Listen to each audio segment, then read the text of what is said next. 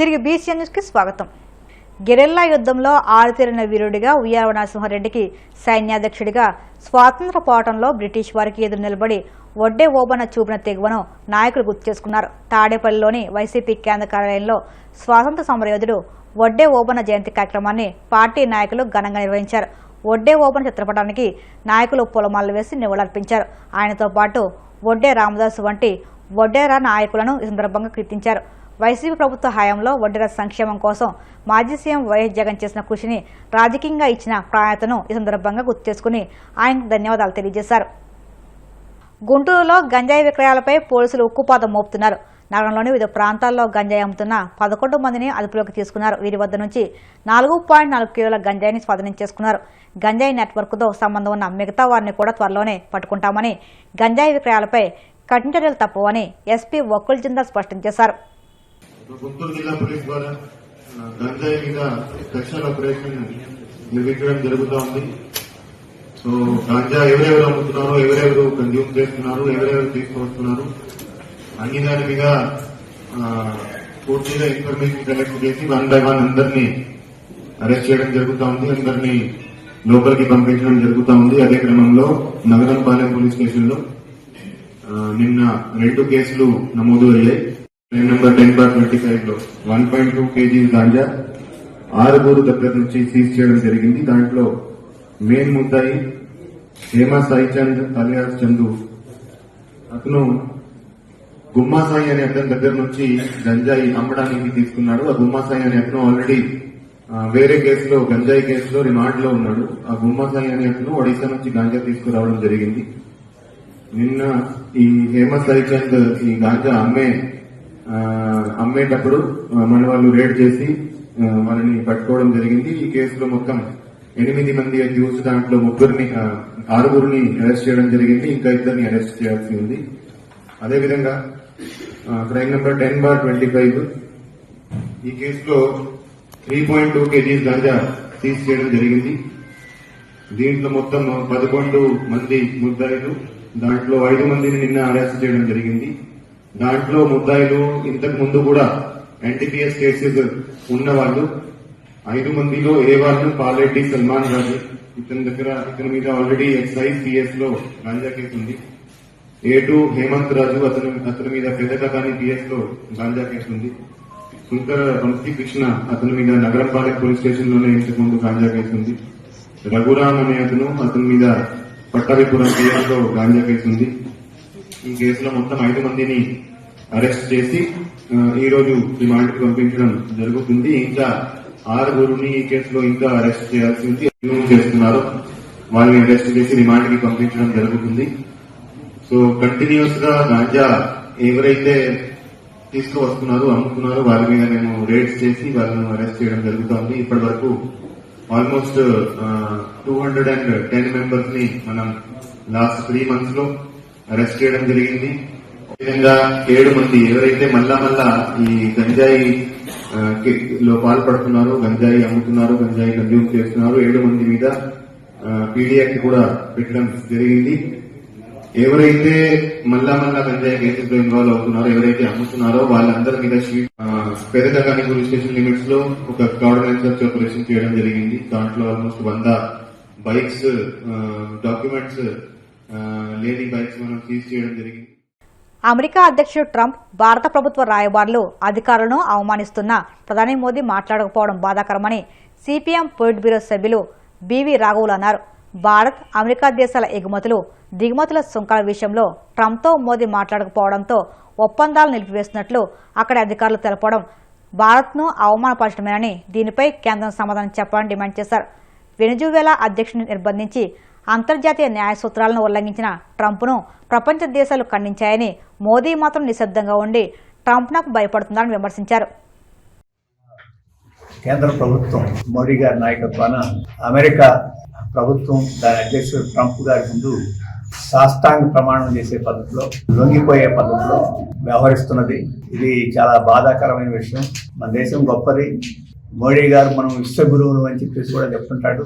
140 కోట్ల జనం కలిగిన జనాభా, వచ్చి అమెరికా కన్నా ప్రజాస్వామ్యం ముందు పుట్టిన దేశం ఇది. అటువంటి దేశానికి అధినేతగా ఉన్న మోడీ గారు ఈరోజు అమెరికా అధ్యక్షుడు ట్రంప్ గారు ఆయన ఏమన్నా ఆయన ప్రభుత్వ ప్రతినిధులు మనం అవమానం చేసిన నోరు మెదపకుండా నిశ్శబ్దంగా ఉండడం అనేది మనల్ని మనం అవమానం చేసుకోవడం అని చెప్పి భావిస్తున్నాను. ఎందుకంటే నిన్న కామర్స్ సెక్రటరీ గారు లుట్నిక్ అని ఆయన అమెరికా కామర్స్ సెక్రటరీ సుంకాల ఒప్పందం టారిఫ్ అగ్రిమెంట్ ట్రంప్ గారికి మోడీ గారు ఫోన్ చేయకపోవడం మూలంగానే సంతకాలు జరగలేదని చెప్పేసి చెప్పారు. మోడీ గారికి ఫోన్ చేస్తారని చెప్పేసి కూడా అంబాసిడర్ చెప్పాడు. చెప్పి కూడా చేయకుండా ఆ రకంగా ఉన్నందువల్లే జరగడం లేదని చెప్పేసి ఆయన ప్రస్తావించారు. ఈ ఒప్పందాలు దాని మీద అంగీకారం అనంగీకారం అనే దాని ప్రాతిపదిక లేకుండా మనం అమెరికా అధ్యక్షుడికి అడిగిమడి లొంగి ఉండి బతిమలాడుకుంటే ఒప్పందాలు జరుగుతాయి, లేకపోతే జరగవని చెప్పేసి స్పష్టంగా లుట్నిక్ గారు చెప్పారు. దండకారణ్యంలో ఉండే నక్సలైట్లందరినీ హత్య చేయడం, లేకపోతే లొంగ తీసుకోవడం, లేకపోతే కొనుక్కోవడం, ఈ మూడు కొనుక్కోవడం దాదాపు రివార్డు ప్రకటించడం అంటే కొనుక్కోవడం తప్ప అనుకోవటేమి కాదు. ఆ రకంగా చేయాలని ప్రయత్నం చేస్తుంది. ఒక రాజ్యం ఆ రకంగా చేయడం అనేది చాలా దుర్మార్గమైన విషయం. ఏం విదేశస్తులు కాదు, వారి సిద్ధాంతం సరైందా కాదనేది వేరే విషయం. మేము వారి సిద్ధాంతంతో నక్సలైట్ల సిద్ధాంతంతో ఏకీభవిస్తాం. అయినా ఈ దేశం పౌరులు, వారికి అసమ్మతి వ్యక్తం చేసే హక్కు, అలాగే పేదల తరఫున పోరాడే హక్కు వాళ్ళకు కూడా ఉంది. వాళ్ళ తుపాకులతో మేము యుద్ధం చేస్తాం రాష్ట్రం అంటే రాష్ట్రం కూడా యుద్ధం చేయొచ్చు. కానీ అకారణంగా పట్టుకెళ్ళి అడవుల్లో నిరాయుధుల్ని కాల్చి చంపి బోటకు ఎన్కౌంటర్లు చేసి అవి ఎన్కౌంటర్లు అని చెప్పి చిత్రీకరించే ప్రయత్నం అనేది రాజ్యం చేయాల్సిన పని కాదు. ఆ రకంగా రాజ్యం చేయడం అంటే అది ప్రజాస్వామ్యం అనిపించుకోదు. అది ఒక నిరంకుశత్వం, ఒక ఫ్యాసిస్ట్ తరహా పరిపాలన అవుతుందనేది మా అభిప్రాయం. రెండవది, ఎందుకు చేస్తుంది బీజేపీ? ఈ అడవులన్నింటినీ పెద్ద పెద్ద కార్పొరేట్ సంస్థలకి అప్పగించాలి. కొండల్ని అడవుల్ని కార్పొరేట్ సంస్థలకి అప్పగించాలని ప్రయత్నం చేస్తుంది. ఈ అప్పగింతకి అక్కడ మావోయిస్టులు అడ్డంగా వాళ్ళ నాశనం చేయకపోతే ఈ అదానీలు, అంబానీలు, మిట్టళ్ళు వీళ్ళందరూ ఈ దండకారణ్యంలో ఉండే అల్యూమినియం గనుల్ని, ఐరన్ ఓర్ గనుల్ని, రేరెత్ గనుల్ని, బొగ్గు గనుల్ని వీటిని యథేచ్ఛగా దోచుకోవడానికి అవకాశం వారు చాలా తొందర పెడుతున్నారు. ఇప్పటికే ఆలస్యం అయిపోతుంది, ఆ లాభాలు తగ్గిపోతాయని తొందర పెడుతున్నారు. అందుకని అమిత్ షా గారు గడువు కూడా వీళ్ళకి విధించేసి వేల మంది సైనికుల్ని యంత్రాంగాన్ని విధించి వాళ్ళని నాశనం చేయడానికి కూరుకుంది. రెండవది, ఆ ప్రాంతంలో ఉండే నీటి వనరులను కూడా కార్పొరేట్, ఇప్పుడు మీరు మన తెలంగాణ రాష్ట్రం, ఆంధ్ర రాష్ట్రం బార్డర్లో ఈ సీలేరు సబరిలో 5 పంప్ స్టోరేజ్ స్కీమ్స్ అనౌన్స్ చేశారు. అవన్నీ అదానికి. ఇటువంటి దండకారణ్యంలో చాలా నదులు ఉన్నాయి, చాలా pump storage schemes, hydro generation ప్రాజెక్టులు ఇవన్నీ ఉన్నాయి. అదానికి, అంబానీలకి వివరిస్తున్నారు. వాళ్ళ ఆ పనులకి వీళ్ళు అడ్డంగా ఉన్నారు. అందుకని వాళ్ళ ప్రయోజనం కోసం చేస్తున్నారు అని చెప్పేసి స్పష్టంగా కనపడుతుంది. అందుకని అక్కడ ఏదో గిరిజనుల ప్రయోజనం కోసం, అభివృద్ధి ప్రయోజనం కోసం అని చెప్పేసి వాళ్ళు ఏదో పోజు పెడుతున్నారే, అదేమి కాదు. వాస్తవంగా అక్కడ గిరిజనుల్ని బయటికి వెళ్ళగొట్టాలి. పట్టణాలకి, ఇతర చోట్లకి వెళ్ళగొట్టి ఈ వలస పోయి అక్కడ పట్టణాల్లో చౌకగా ఉండే కార్మికులుగా పనిచేయాలని చెప్పేసి ఈరోజు పెట్టుబడిదారులు కోరుకుంటున్నారు. ఈరోజు కన్స్ట్రక్షన్ ఇండస్ట్రీస్లోనూ వాటన్నిటిలోనూ ఎక్కడి నుంచి వచ్చి మైగ్రెంట్స్ వచ్చి పని చేయకపోతే వాళ్ళకి లాభాలు తక్కువ. అందుకని అడవుల్లో ఉండే వాళ్ళని మనం వెళ్ళగొట్టే తప్ప సరైన సంఖ్యలో వాళ్ళకి దొరకవు. అది కూడా ఇంకొక ఉద్దేశం. అందుకని అదేదో ప్రజల కోసం, గిరిజనుల కోసం చేస్తున్న పని కాదు.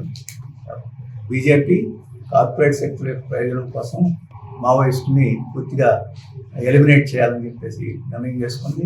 ఒకటి అర్థం చేసుకోవాలి, ఎంత దుర్మార్గాలు చేస్తే ఆ దుర్మార్గాన్ని ప్రతిఘటించేవాళ్ళు కూడా గుర్తుకొస్తుంటారు. కొంతమంది చట్టబద్ధంగా ప్రతిఘటించేవాళ్ళు ఉండొచ్చు, కొంతమంది హిందీ. అందుకని మావోయిస్టులని నాశనం చేయడం అంటే మావోయిస్టులకి మద్దతు ఇస్తున్న పరిస్థితులను నాశనం చేస్తే నాశనం తప్ప, పరిస్థితులను నాశనం చేయకుండా మనుషులను నాశనం చేస్తే మనుషులు గుర్తుకొస్తానే ఉంటారు. మనుషుల్ని పుట్టకుండా నాశనం చేయలేదు. అలాగే వార్తలు ముగించే ముందు ముఖ్యాంశాలు మరొక్కసారి. నెల్లూరు షాదీ మంజిల్ కమిటీ ప్రమాణ స్వీకారోత్సవంలో పాల్గొన్న మంత్రి నారాయణ. మౌలిక సదుపాయాలు, రీసౌండ్ సమస్య లేకుండా చర్యలు తీసుకుంటామని హామీ. సంప్రదాయాలు ఉట్టిపడేలా రాయలంలో సంక్రాంతి సంబరాలు. భోగిమంట వెలిగించి వేడుకలను ప్రారంభించిన కేంద్ర మంత్రి శ్రీనివాస్ వర్మ, ఎమ్మెల్యే అంజిబాబు.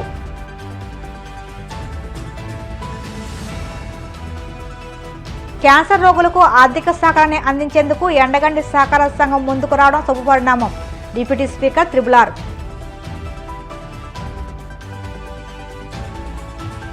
తాడేపల్లి వైసీపీ కేంద్ర కార్యాలయంలో ఘనంగా వడ్డే ఓబన్న జయంతి కార్యక్రమం. ఓబన్న చిత్రపటానికి పూలమాలలు వేసి నివాళులర్పించిన నాయకులు. ఈ వార్తలు ఇంతలో సమాప్తం. మరిన్ని వార్తల కోసం BCN digital YouTube channel, Facebook పేజీని ఫాలో అవ్వండి. అప్డేట్ వార్తల కోసం ప్లీజ్ సబ్స్క్రైబ్.